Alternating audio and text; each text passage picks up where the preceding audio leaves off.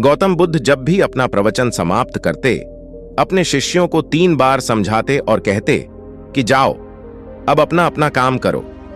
उनका एक प्रिय भिक्षु था आनंद। उसे यह बात अजीब सी लगती कि रोज रोज उसी बात को कहने का क्या मतलब है, और जब एक दिन उससे रहा नहीं गया तो उसने उन्हें टोक दिया।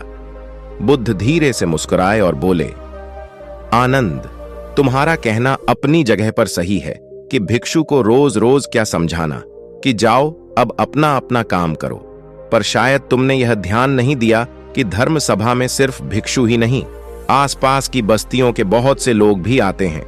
उनमें से बहुत से लोग ऐसे होते हैं जो पहली बार आए होते हैं, तो उनके लिए मैं यह बात 3 बार दोहराता हूं। पर यह स्पष्टीकरण भी आनंद के पल्ले नहीं पड़ा। इस पर बुद्ध बोले, आनंद, आज की सभा में जितने लोग बैठे थे उनमें सन्यासी तो बहुत सारे थे, पर एक चोर और एक वेश्या भी थी। कल तुम ऐसा करना कि किसी एक सन्यासी उस चोर और वेश्या से जाकर मिलना और उनसे पूछना कि मेरी बातों का उन्होंने क्या अर्थ ग्रहण किया। यह सुनकर आनंद और आश्चर्यचकित हुआ कि इतने लोगों की भीड़ में बुद्ध ने चोर और वेश्या को एक नजर में कैसे पहचाना, और भला मैं कैसे जानूंगा कि वह चोर और वेश्या कहां रहते हैं। बुद्ध उसके मन की बात समझ गए। उन्होंने आनंद को चोर और वेश्या के बारे में बताया और जाकर आराम करने को कहा। आनंद ने जैसे तैसे उत्सुकता में वह रात काटी और अगले दिन सुबह सुबह तहकीकात के लिए निकल पड़ा। सबसे पहले वह एक सन्यासी के घर पहुंचा जो बुद्ध की धर्म सभा में नियमित रूप से आता था। आनंद ने उससे पूछा, रात्रि सभा में बुद्ध ने जो आखिरी वचन कहे कि अब जाकर अपना अपना काम करो, आपने उससे क्या सीखा? इस पर वह भिक्षु बोला, इसमें सीखने वाली क्या बात है? भिक्षु का नित्य कर्म है शाम को ध्यान, अल्प भोजन और विश्राम। मैंने कल भी वही किया। आनंद को पता था कि भिक्षु से उसे यही उत्तर प्राप्त होगा, अतः वह मुस्कुराया और चोर के घर की ओर चल पड़ा। पूछते पूछते वह चोर के घर पहुंचा। चोर उस समय सो रहा था।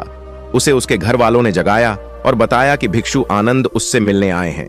यह सुनकर चोर चौंक उठा और हाथ जोड़कर आनंद के सामने हाजिर हो गया। आनंद ने अपना सवाल दोहरा दिया।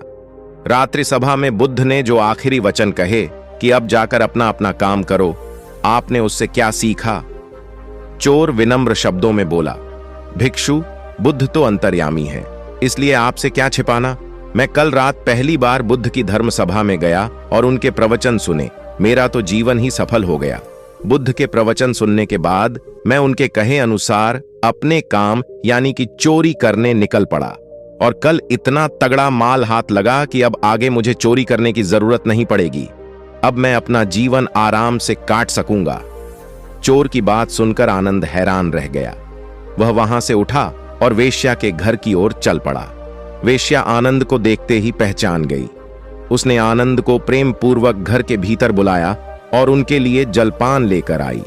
जलपान ग्रहण करने के बाद आनंद ने वेश्या के सामने भी अपना सवाल दोहराया।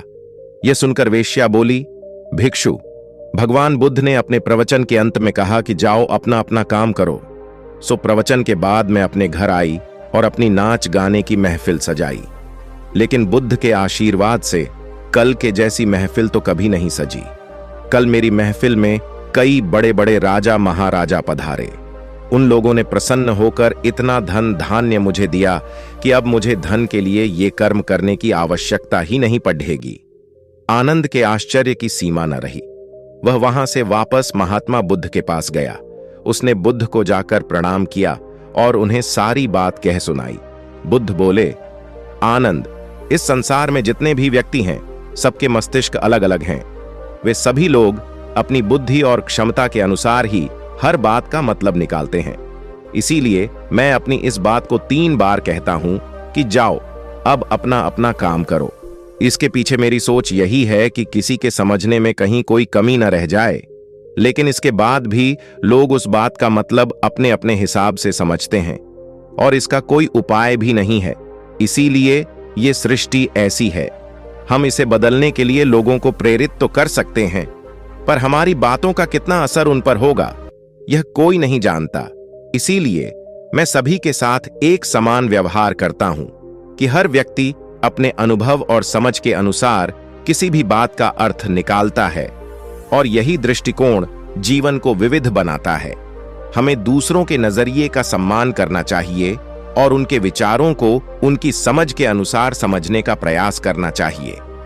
दोस्तों, वीडियो पसंद आई हो कमेंट में बताना